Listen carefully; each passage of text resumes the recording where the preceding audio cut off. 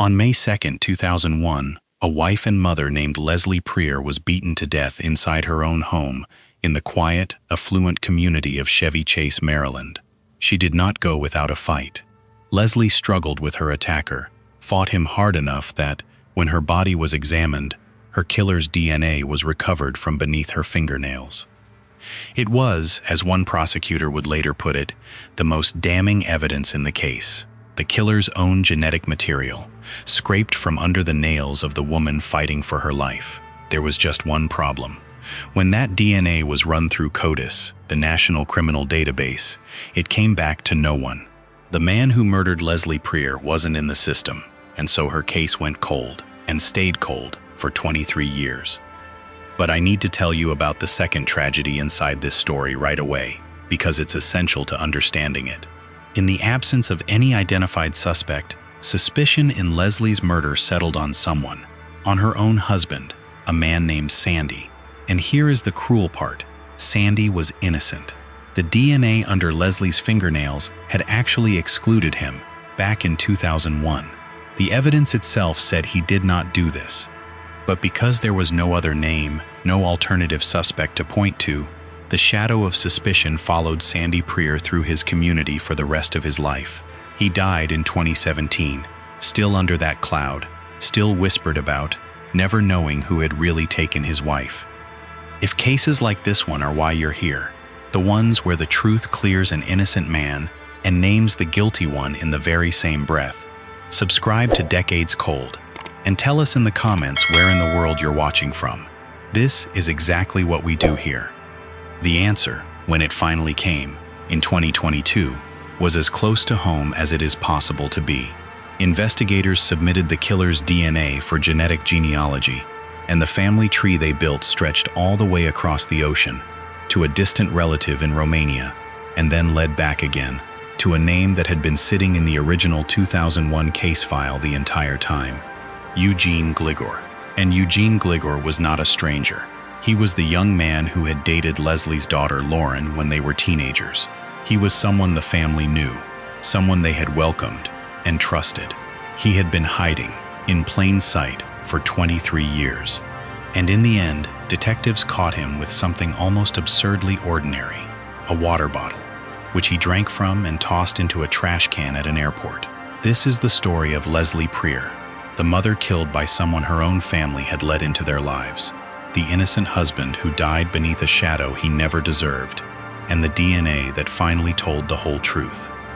Leslie Preer, born Leslie Ann Jennings, was 48 years old. She was, in the fullest sense of the words, a wife and a mother. She had built a life in Chevy Chase, one of those leafy, comfortable communities just outside Washington, D.C., the kind of place where people feel safe, where the worst things are not supposed to happen. She had a husband, Sandy, whom she had married and built a home with, and she had a daughter, Lauren, whom she loved. I want to dwell for a moment on Leslie as the center of a family, because this entire case radiates outward from that family, and the wounds it left are family wounds. Leslie was the kind of woman around whom a household is organized, a homemaker, active in her community, the emotional anchor of the people who loved her. When she was killed, the loss did not stay contained to her. It detonated through her family and did damage that would keep doing damage for more than 2 decades. Her daughter would lose not only her mother, but, in time, a piece of her own history when she learned who was responsible. Her husband would lose his wife, and then, unbearably, lose his own good name in the eyes of his community. A single act of violence in that home on Drummond Avenue reached forward 23 years and touched everyone Leslie had loved. And there's a particular cruelty in where the danger came from, which we'll come to, but I want to plant it now, because it colors everything. Leslie Preer was not killed by a stranger who broke in from the outside world. She was killed by someone who had been on the inside, someone who had sat at gatherings, who had been part of her daughter's life, who was, in the family's eyes, one of their own.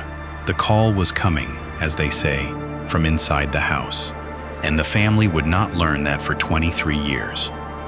The alarm was raised in the most ordinary way imaginable.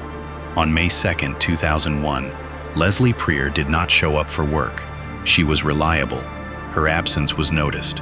Her employer, concerned, reached out to Leslie's family to let them know she hadn't come in. That prompted a welfare check at the Prier home on Drummond Avenue in Chevy Chase. And inside that home, Leslie was found dead. She had been beaten to death. I'm going to state that once, plainly, and then leave the violence alone, because the details are brutal and they do not honor her. What matters, forensically, is that this was a close, ferocious, physical attack, the kind of struggle in which victim and attacker are in direct contact, grappling. And that struggle is the reason this case was ultimately solvable at all. Because in fighting her killer, Leslie Prier marked him. She left his DNA under her fingernails and his blood and biological evidence at multiple locations inside the home. In her final moments, without any way of knowing it, Leslie did the one thing that would, decades later, deliver her killer. She took a piece of him with her. At the time, of course, that evidence was collected and preserved, and investigators did what the technology of 2001 allowed. They developed a DNA profile of the unknown male, the man whose genetic material was under Leslie's nails and in her home. And then they went looking for a match.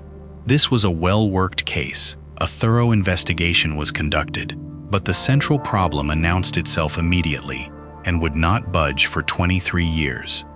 They had the killer's DNA, and they could not attach it to a human being.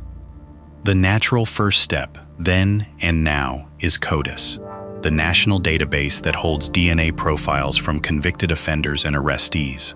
Investigators took the male DNA profile from the Prier crime scene and searched it against CODIS, hoping the killer was someone already in the system. And it came back with nothing, no match. Whoever murdered Leslie Prier had never had his DNA entered into the criminal database. As far as CODIS was concerned, he did not exist. This is the wall that so many cases from this era hit, and it's worth understanding why it's such a hard wall. A CODIS search can only find you a person whose DNA is already on file. If your killer has managed to avoid a qualifying conviction, if he's led an outwardly ordinary, law-abiding looking life, then his profile simply isn't there to be found, and the most powerful evidence you have, his actual DNA, becomes useless for identifying him. It can confirm a suspect once you have one. It cannot, on its own, generate one. Leslie's killer had left his genetic signature all over that struggle, and it named him to no one because he wasn't in the book. So the case went cold in the hardest possible way, not for lack of evidence, but for lack of a way to read it. The killer's DNA sat in storage, a perfect biological portrait of a man with no name. And in that vacuum, that agonizing absence of an identified suspect, something corrosive happened. Because when a murder like this goes unsolved, the human need for an explanation doesn't disappear. It looks for somewhere to land. And in this case, it landed on the person closest to Leslie. It landed on her husband. I want to slow all the way down here and speak carefully, because this part of the story is a tragedy nested inside a tragedy, and it involves an innocent man who is no longer here to speak for himself. His name was Sandy Prier. He was Leslie's husband, and I want to be absolutely clear from the outset about the single most important fact. Sandy Prier did not kill his wife. The evidence proved it. But here is what happened to him. When a spouse is murdered, investigators always, and correctly, look closely at the husband or wife. It's simply where the statistics point, and a competent investigation has to rule that person in or out. In Sandy's case, several things drew scrutiny. There were reported strains in the marriage.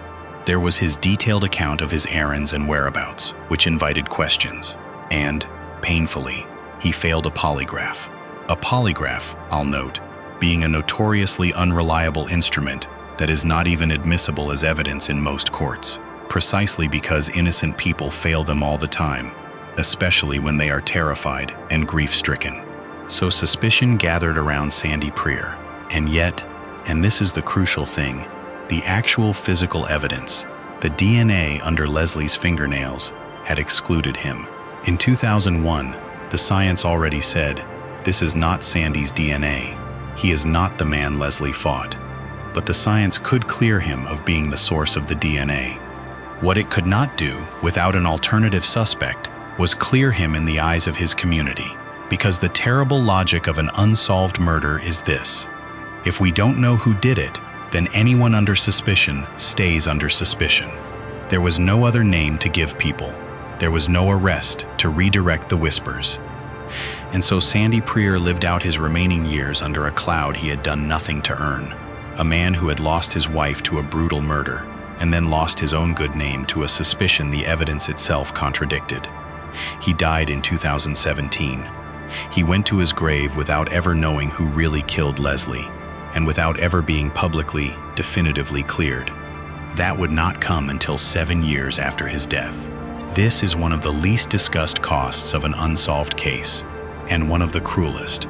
It doesn't only deny justice to the person who died, it can quietly destroy the life of someone innocent who is left behind.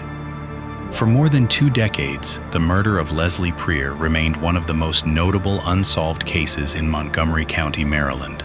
The DNA sat preserved in evidence. Sandy lived and died under his shadow. Lauren grew up and into adulthood without her mother and without an answer. And the case became one of those files that a department carries year after year, waiting for the world to change enough to crack it.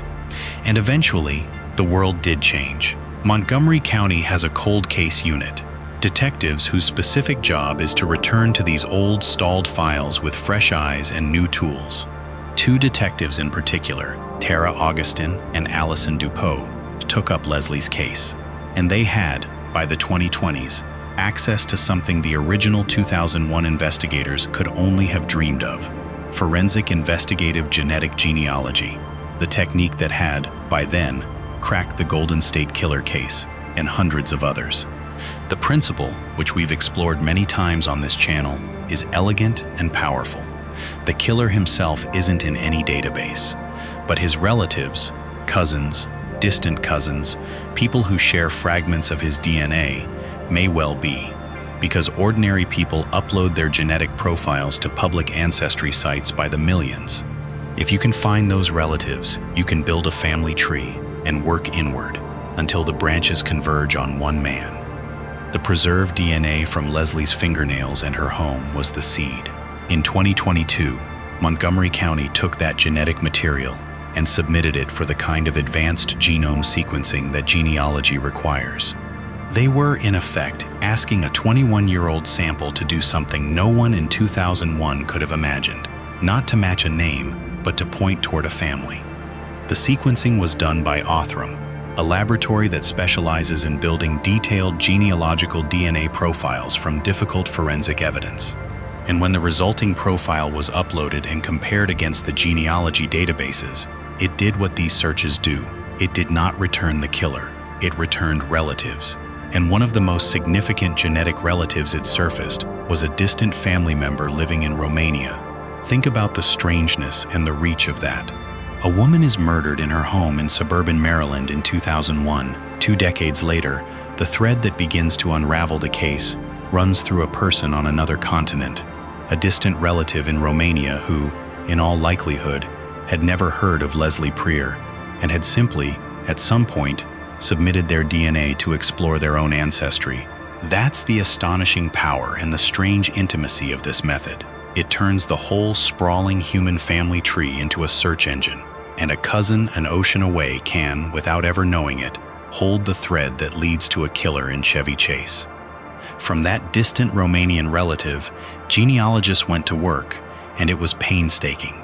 They spent roughly 18 months building out the family tree, tracing lineages, connecting branches, narrowing the field of possibility, working steadily inward toward the specific individual whose DNA matched the evidence from Leslie's home. And when they had assembled their candidate pool, the men in that tree who could fit, they did something both simple and chilling. They cross-referenced those names against the original 2001 case file, and one of the names in the family tree was already there, sitting in the detective's notes from 23 years earlier. A name the investigation had touched and then let go: Eugene Gligor. Here is what makes this case land like a punch to the chest. Eugene Gligor was not some anonymous stranger the genealogy plucked out of the void. Eugene Gligor was known to the Prier family. Specifically when they were teenagers, around 15 years old, Eugene Gligor had dated Leslie's daughter Lauren. He had been Lauren's boyfriend. He had been, at one point, part of the fabric of that family's life. He was a familiar face, a young man who had been welcomed and trusted, someone the family knew. And that is exactly why his name was already in the 2001 file. As a person connected to the family, he'd been noted by the original investigators, his name written down, as so many names are in a homicide investigation. But he had never risen to the level of a suspect. There was no reason, in 2001, to single out the daughter's former boyfriend from the dozens of people who orbit any family. His name went into the notes, and it stayed there, inert, for 23 years, until a family tree traced through a Romanian relative circled back and landed on it, and it suddenly meant everything. Lauren Prier herself would later describe the vertigo of it. This was someone she and her friends had known for years. As she put it, never in a million years did they think that one of their own people could have hurt her mother like that. So consider the full shape of what Gligor had done. He had, if the evidence is right, murdered the mother of a girl he had dated, and then he had simply receded, gone on to live his life, for 23 years, out in the open, in the Washington, D.C. area, not on the run, not hiding under a false name. Just living, an ordinary man with an ordinary life, protected by the sheer unthinkability of what he'd done. He was hiding in the best hiding place there is, inside the trust of the people he had wronged. But the genealogy had his name now. All that remained was to prove it, to get a sample of Eugene Gligor's actual DNA and confirm the match. And for that, investigators simply had to watch and wait. This is a crucial point about how genetic genealogy actually works as evidence, and this case illustrates it perfectly. The genealogy, the family tree, the Romanian relative, the convergence on Gligor's name, all of that is the lead. It's the investigative pointer that tells detectives where to look, but it is not, by itself, the courtroom proof. To prove Eugene Gligor was the source of the DNA in Leslie Prier's home, investigators needed to compare the crime scene evidence directly against Gligor's own DNA. And they didn't want to tip him off by asking for it. So they did what investigators do in these cases. They collected it surreptitiously from something he discarded. In June of 2024, Montgomery County detectives were surveilling Eugene Gligor at Washington Dulles International Airport. And they watched him do something utterly mundane. He drank from a water bottle, and then he threw it away into a trash can. The moment he walked off, detectives moved in, retrieved that discarded water bottle, and submitted it to the lab. Because the moment his lips left that bottle and he tossed it, he had abandoned it. And the law is clear that DNA on genuinely discarded trash is fair game. The lab developed his profile from the bottle and compared it to the evidence from Leslie's home, and it confirmed the match. Eugene Gligor's DNA was consistent with the male DNA recovered from the murder of Leslie Prier. The genealogy had been the lead. The water bottle was the proof. On June 18, 2024, 23 years after Leslie was killed, Eugene Gligor was arrested and charged with her murder. A name that had sat dormant in a case file since 2001 was, at last, a defendant. And for the Prier family, the unthinkable answer they had never allowed themselves to imagine was suddenly, undeniably real. The person who had beaten Leslie to death was the boy their daughter had once loved. Eugene Gligor was initially charged with first-degree murder. When detectives first confronted him, he denied any involvement. But the evidence, the DNA under Leslie's fingernails, matched to the DNA on the water bottle, was overwhelming. And in May of 2025, Eugene Gligor pleaded guilty to second-degree murder in the killing of Leslie Prier. At his sentencing, in August of 2025, the two very different portraits of this case collided in the courtroom. Gligor's defense attorney painted a picture of a man shaped by a childhood of trauma and struggles with substance abuse. She told the court that the murder had followed a night of heavy binge drinking and cocaine use, and argued that there was, in her framing, no real motive, that it had been a kind of tragic aberration, a catastrophe with no clear reason behind it. Gligor himself spoke of blackouts, telling the court that he vaguely remembered leaving the Prier house that morning, but that the rest was a blur. I'll relay that as what it is, his account, and his defense's account, without endorsing it as any kind of excuse. Because on the other side of that courtroom sat Leslie's family. 6 of them spoke about the devastation of her death. Her daughter Lauren stood and addressed the man she had once dated, the man who had murdered her mother, and called him what she believed him to be, a wolf in sheep's clothing. The judge sentenced Eugene Gligor to 22 years in prison, followed by 5 years of supervised probation, a sentence above the state's guideline range, though short of the 30-year maximum. And I want to mark clearly what that means, because it is exactly what this channel has been building toward across these recent cases. Eugene Gligor is alive. He was caught. He was charged. He was convicted. And he is, right now, sitting in a prison cell for what he did to Leslie Prier. There is no grave to exhume, no suspect who slipped away into death before justice could reach him. The man who did this is behind bars, and the family who loved Leslie watched it happen. That is a complete ending. Leslie Prier's case earns its place on this channel for 3 reasons, and each one cuts a little differently than usual. The first is the nature of the danger. So much of true crime and so much of this channel is built around the stranger, the predator on the dark road, the intruder from outside. Leslie's killer was the opposite of a stranger. He was the boy her daughter dated. He was a face at the table, a name the family trusted, a person who had been let inside the circle. And the horror of that is worth sitting with. Honestly, statistically, and repeatedly. The gravest danger to people is not the stranger in the shadows, but the familiar person who has already been granted access and trust. Leslie was killed by someone her family had opened the door to, literally and figuratively. That is a harder, more uncomfortable truth than the boogeyman, and it's the true one more often than we like to admit. The second is the innocent man. I don't want this episode to end without honoring Sandy Prier properly, because his story is a warning. Sandy was cleared by the DNA in 2001. The evidence excluded him from the start. And yet, for the want of an alternative suspect, he carried the suspicion of his wife's murder through the rest of his life and into his grave. When we celebrate genetic genealogy for catching the guilty, we should remember that the very same technology, in this case, did something just as important, if quieter. It finally, definitively, cleared the innocent. The name of the real killer was also the exoneration of a dead man. An unsolved case doesn't just fail its victim, it can shadow the innocent for a lifetime. Sandy deserved better than he got, and he deserved to be here to hear the truth. He wasn't. That's part of the cost. And the third is the completeness of the justice, and the lesson underneath it. In 2001, CODIS failed. The database came back empty, and the case died there. But CODIS failing is no longer the end of the road. Genetic genealogy reached where CODIS could not, across 23 years and an ocean, to a relative in Romania and back to a water bottle in an airport trash can. And it produced not just a name, but an arrest, a conviction, and a living man in a prison cell. For the families still waiting on cases that went cold because a database came back empty, that is the real message of Leslie Prier's story. Empty is not the same as over.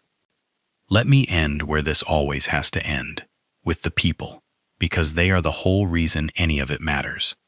Leslie Prier was 48 years old. She was a wife and a mother, the anchor of a family, a woman who was supposed to be safe in her own home in a quiet Maryland neighborhood. She fought for her life on May 2, 2001, and in fighting, without ever knowing it, she preserved the truth beneath her own fingernails and held on to it for 23 years, until the world could finally read it. There is something almost unbearably poignant in that her last act of resistance was the thing that, decades later, named the man who took her.